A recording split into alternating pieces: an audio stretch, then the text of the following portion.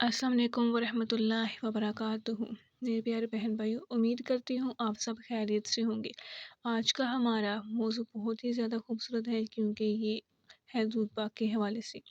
جیسا کہ حضور اکرم صلی اللہ علیہ وآلہ وسلم نے ارشاد فرمایا، جو شخص مجھ پر کثرت سے درود بھیجتا ہے، قیامت کے دن وہ میرے قریب ہوگا اور میں اس کا شفیع ہوں گا۔ تو آئیے ہم بھی ایک بار درود پاک پڑھتے ہیں، صلی اللہ علیہ وآلہ وسلم۔ میرے پیارے بہن بھائیوں، آج میں آپ کو جو درود پاک بتانے جا رہی ہوں وہ بہت ہی زیادہ خوبصورت ہے۔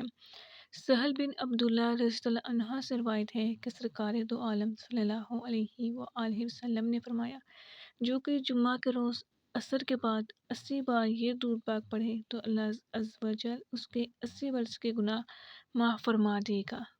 تو یہ رہا وہ درود پاک، اللہم صلی علی سیدنا محمد النبی الامی وعلی آلہ وسلم۔